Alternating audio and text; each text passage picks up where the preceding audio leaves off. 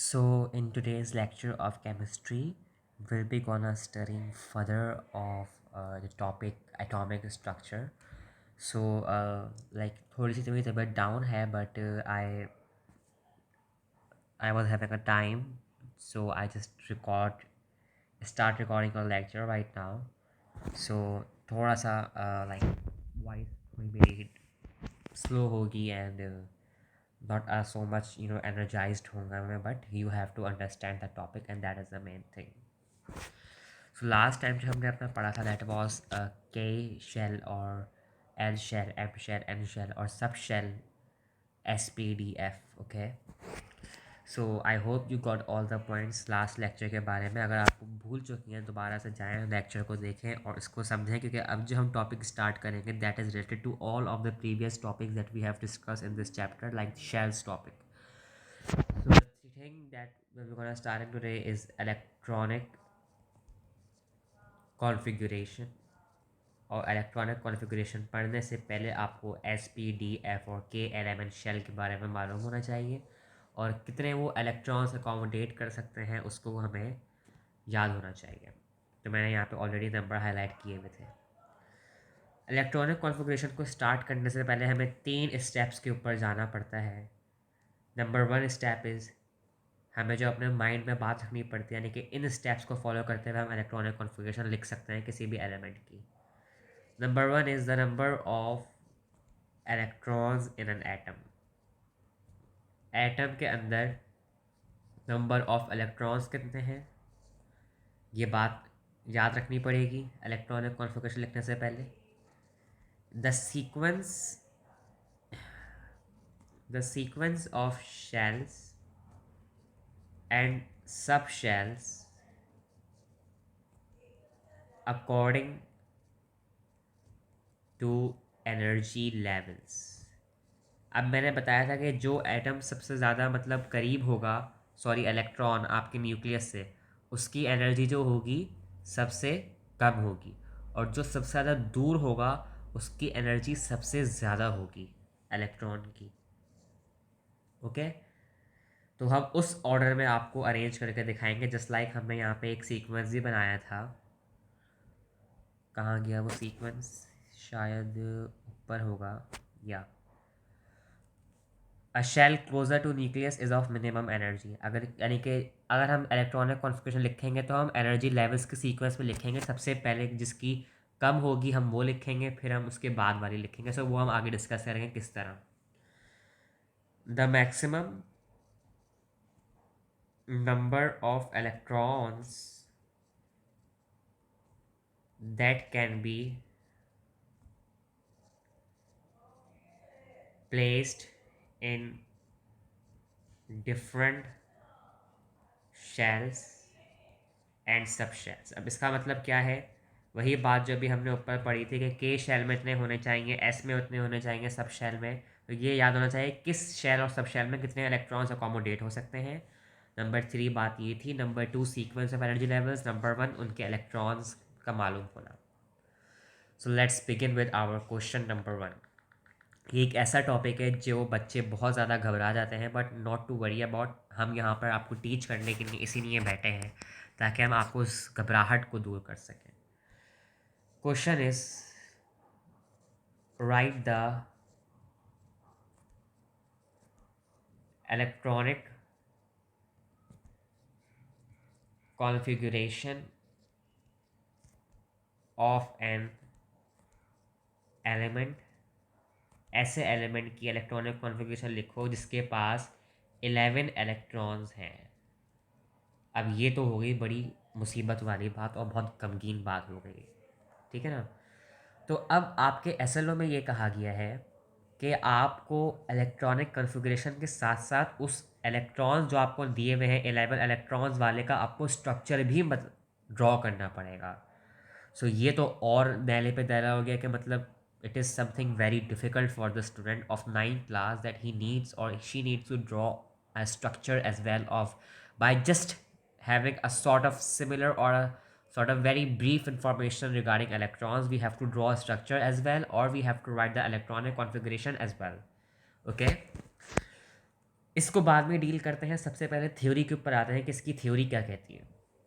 Number one जो step मैं यहाँ पे लिखूंगा, अभी मेरी बात गौर से सुनना, एक्स्ट्रा चीज़ें कुछ अपने दिमाग में मत लाना, जो मैं पढ़ा रहा हूँ अभी उसको समझो, मैं स्टेप बाय स्टेप पढ़ा रहा हूँ।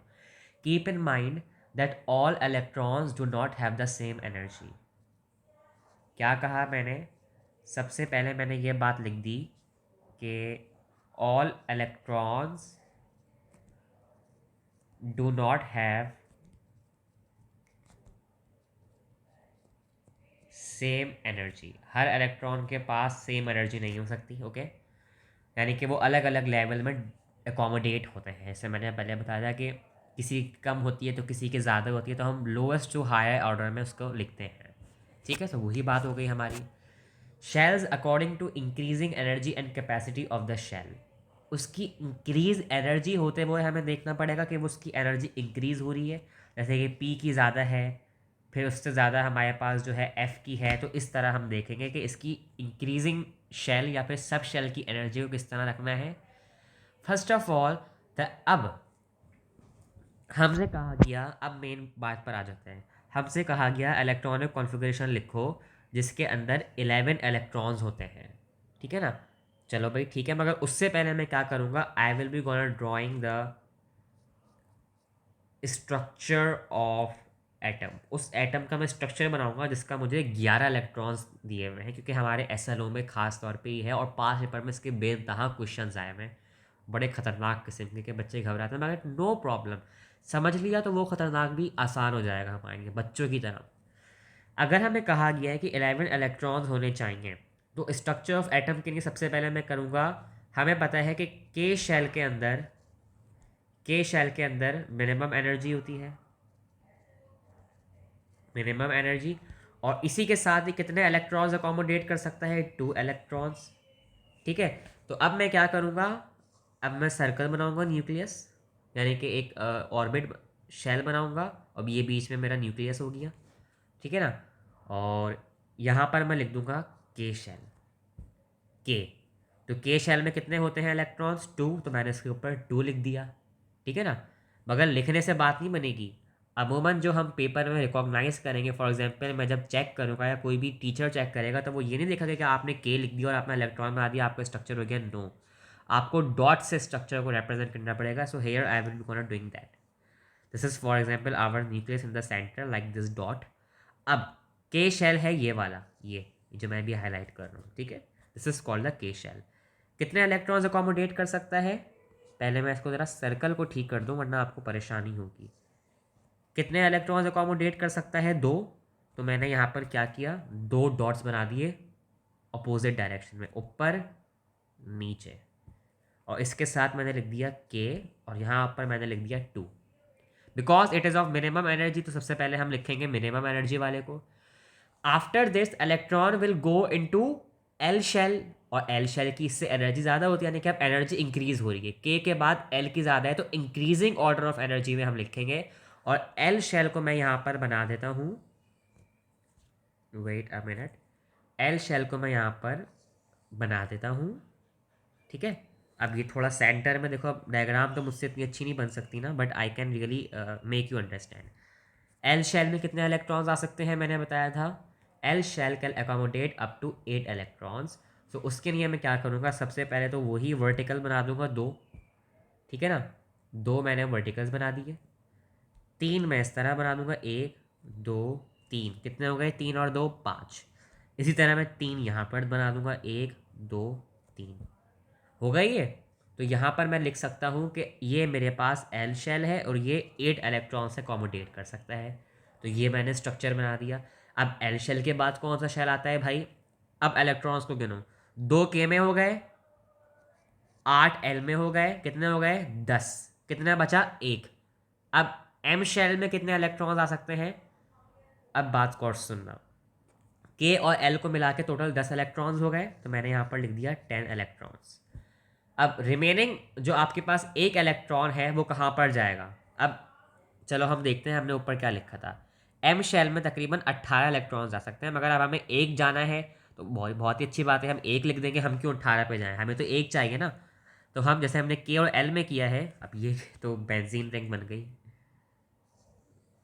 ओके, या सो अब एम शेल में कितना होना चाहिए, एक, तो मैंने यहाँ पर, अब वो मेरी मर्जी है, मैं कहीं भी बना दूँ, so I would prefer the direction like this, this is my M shell, और एम शेल तकरीबन एक इलेक्ट्रॉन को अकोमोडेट कर सकता है. So this is the, you know, M shell is the outer most shell, outer most shell भी है, और it consist of maximum energy. तो इसके लिए मैं इंक्रीजिंग ऑर्डर ऑफ एनर्जी का लिखूंगा, के शेल की सबसे कम एनर्जी, फिर एल शेल की, और फिर उससे ज़्यादा एम शेल की, और this is my increasing order of energy. तो वही 3 स्टेप्स को हम फॉलो करते हुए हमने इसकी स्ट्रक्चर बनाया. ठीक है, मगर अब है असल मुकाबला, और अब है असल सबसे घबरा जाने वाली बात, जो अब मैं यहाँ पर लिखने जा रहा हूँ. That is the most important thing. अब कहा गया कि भाई ये जो आपने यहाँ पर जो जनाब आपने डायग्राम बनाई है ना, अब आप इसकी इलेक्ट्रॉनिक कॉन्फ़िगरेशन लिखो है. Electronic configuration, okay, wait a minute. Electronic configuration, सबसे पहले डिफाइन करते हैं व्हाट इज़ इलेक्ट्रॉनिक कॉन्फ़िगरेशन. अभी जो हमने स्ट्रक्चर बनाया, अब उसको आपको याद आ गया, आपको समझ आ गया, वेल गुड. अब उस स्ट्रक्चर को आप प्रैक्टिस करते रहो, और अभी इस लेक्चर में आप वो स्ट्रक्चर को याद रखते हुए अब आप गौर से सुनो, क्योंकि अब इलेक्ट्रॉनिक कॉन्फ़िगरेशन जिसको मैं डिफाइन करने जा रहा हूँ, so it is defined by the accommodation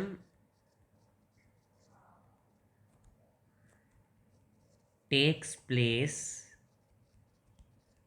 by electrons in subshells in order of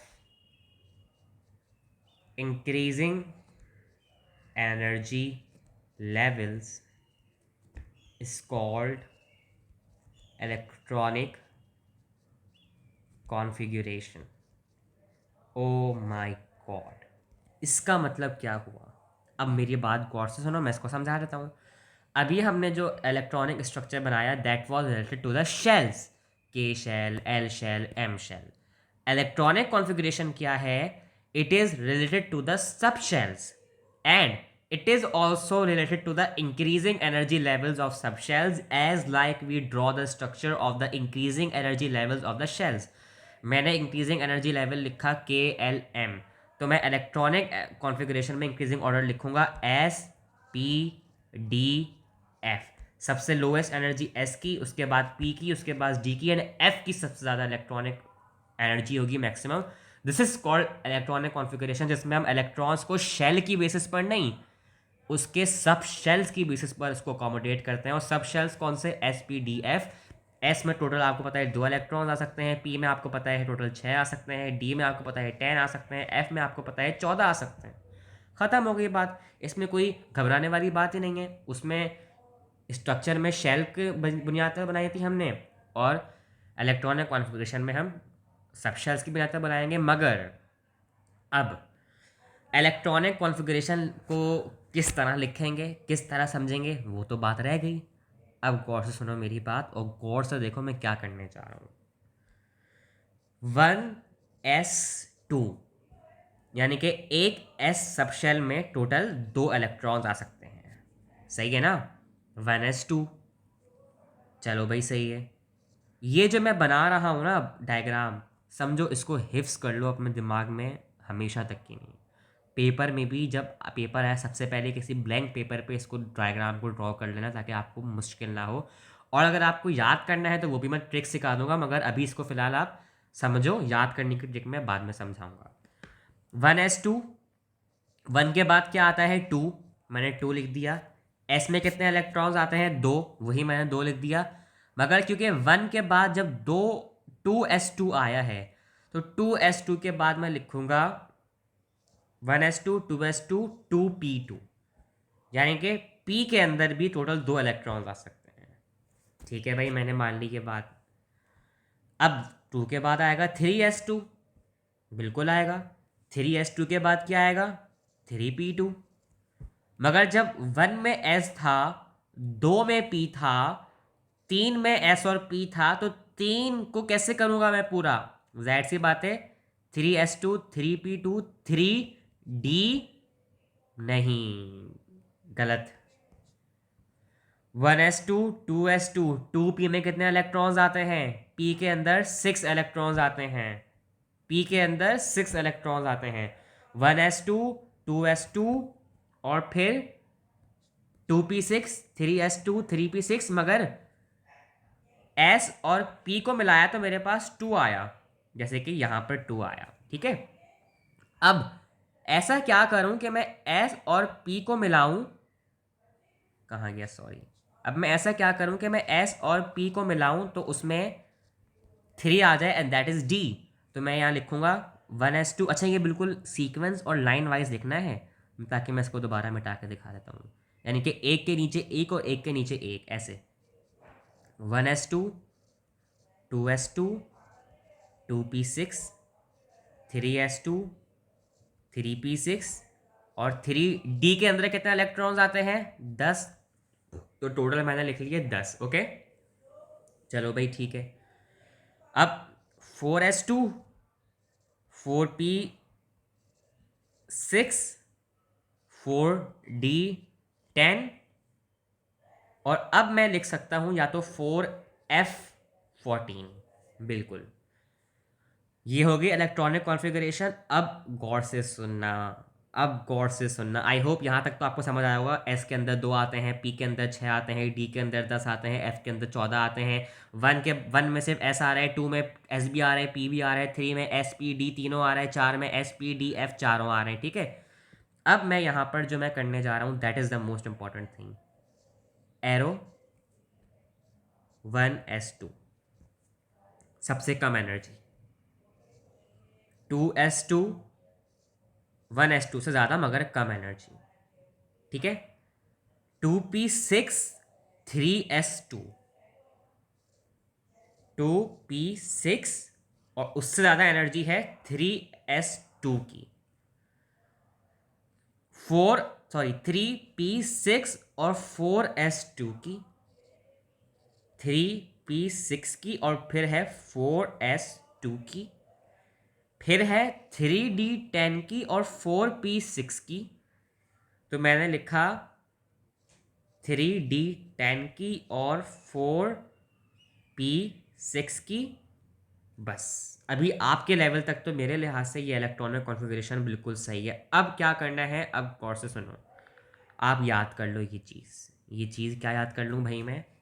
बस ये याद कर लो, इसे हमेशा के लिए, अभी तक फिलहाल, चलो 9th क्लास तक के लिए याद कर लो। 1s2 2s2 2p6 3s2 3p6, ऐसे ही है। 3s2 3p6 4p 3p6 के बाद 4p आ रहा है हमारे पास, नहीं, हाँ 4s2 आ रहा है। 3p6 और उसके बाद आ रहा है 4s2। भाई यार ये क्या बना दिया मैंने। ओके, 4s2 के बाद आ रहा है हमारे पास 4 नहीं, 3d10, और ये फिर मैंने बना दिया 3d10, और 3d10 के पास आ रहा है 4p6। याद कर लो भाई, ये याद कर लो प्लीज़, मेरी गुजारिश है, इसको याद कर लो। दोबारा देखो, 1s2 2s2 2p6 3s2 3p6 4s2 3d10। अब मुझे नहीं पता मैंने गलत बनाएंगे सही बनाएंगे, आई गेस सो सही बनाएंगे। 3s2 के बाद 3p6 4s2 3d10, हाँ सही है, 3d10 और उसके बाद फिर 4p6। बस ये याद कर लो, अभी तक मेरी गुजारिश है। ठीक है, अब अब आई होप आपको समझ आया होगा, but it is very very confusing. But मगर जिस तरह मैंने आपको समझाया है तो मेरे ख्याल से आपको समझ तो आना चाहिए, क्योंकि हर टीचर इस तरीके से नहीं समझाता। क्योंकि मुझे मेरे केमिस्ट्री के सर ने इस तरह समझाया था, तो उस वक्त मैंने बड़ा कॉन्सेंट्रेट करके समझा था, तो वो चीज़ मुझे अभी तक याद है। उसके बाद मैंने ये बुक ही नहीं खोली इसके लिए। तो अब मैं आपको पढ़ा रहा हूँ तकरीबन 2 साल बाद, मैंने फर्स्ट ईयर में पढ़ी थी ये चीज़, तकरीबन 2.5 साल बाद मैं पढ़ा रहा हूँ आपको ये चीज़। तो आप खुद सोचो, मैंने 2.5 साल पहले पढ़ी थी, मुझे अभी तक याद है, क्योंकि एक फोकस से समझी थी मैंने।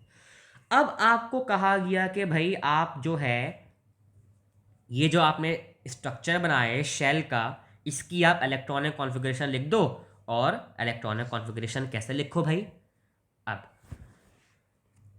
इसलिए हम इसको इस तरह कर सकते हैं कि मुझे पता है के में तकरीबन 2 इलेक्ट्रॉन्स आते हैं, एल में तकरीबन 8 इलेक्ट्रॉन्स आते हैं और एम में तकरीबन 1 इलेक्ट्रॉन्स आते हैं। ठीक है, मुझे पता है 1s2 2 इलेक्ट्रॉन्स हो गए, 2s2 4 इलेक्ट्रॉन्स हो गए, 2 + 2 4, 1s2 2s2 2p6 6 + 4 10 हो गए। हमें कितने चाहिए? 11। 2p के बाद क्या आता है? ऑब्वियस है 3s2। मगर 2 2 4 6 10 2 12, ये तो 12 हो गए। तो भाई दो तो एस इलेक्ट्रॉन अकोमोडेट कर सकता है ना, आपको ज़रूरी थोड़ी है आप 2 लिखो। आपने यहाँ पर 2 लिखा सही है, आपने यहाँ पर 2 लिखा सही है, आपने यहाँ पर 6 लिखा सही है, मगर यहाँ पे 3s2 लिखोगे तो आपको तो 12 इलेक्ट्रॉन्स बन रहे हैं। क्वेश्चन ने कहा है 11 इलेक्ट्रॉन्स के लिख के बताओ मुझे। तो भाई सिंपल है ना, एस में से एक इलेक्ट्रॉन रिमूव कर दो, एक लिख लो 3s1। This is the electronic configuration of 11 electrons atom. समझ आया? बिल्कुल, दोबारा समझते हैं। Right the electronic configuration of Write the electronic configuration of the element having 18 electrons. Oh my god, ये क्या चीज़ आ गई? अभी लिख देते हैं। ये देखो, मैंने ये सामने अपने सामने बनाया हुआ है, इसको कॉपी करके मैं लिख दूंगा। 1s2 2 electrons, 2s2 4 electrons, 2p6 10 electrons, 3s2 12 electrons, 3p 12 + 6 18, 3p6 electrons. हो गई मेरी इलेक्ट्रॉनिक कॉन्फ़िगरेशन 18 इलेक्ट्रॉन्स वाले की। This is called the electronic configuration. ठीक है, तो अभी तक जो हमने पढ़ा इलेक्ट्रॉनिक कॉन्फ़िगरेशन, हमने एटम और एलिमेंट की पढ़ी। अब जो हम इंशाल्लाह इलेक्ट्रॉनिक कॉन्फ़िगरेशन पढ़ेंगे या फिर स्ट्रक्चर बनाएंगे जो हमने ड्रॉ किया था, अब हम बनाएंगे आयंस का। तो अब हम आयंस का बनाएंगे इंशाल्लाह, मे बी नेक्स्ट लेक्चर में करें फिर वो काम, क्योंकि अभी तक यहाँ तक सही है आपके लिए। अच्छा, अब मैं आपको बोलूँगा प्रैक्टिस। बुक खोल लो और प्रैक्टिस करना शुरू हो जाओ इलेक्ट्रॉनिक कॉन्फ़िगरेशन की। ख़त्म करो कहानी यार, ज़्यादा कोई मुश्किल लाओ ही नहीं। करो प्रैक्टिस, मैंने सिखा दी है किस तरह होती है, करती जाओ करती जाओ। याद करने को मैंने सिखा दिया क्या याद करना है, बस लिखती जाओ लिखते जाओ प्रैक्टिस। और क्या मतलब करना है इसमें, ख़त्म हो गई बात। इंशाल्लाह नेक्स्ट लेक्चर हम क्लोराइड आयन के इलेक्ट्रॉनिक कॉन्फ़िगरेशन बनाना सिखाएंगे। इसके बाद हमारा लेक्चर चैप्टर भी कंप्लीट हो जाएगा, एक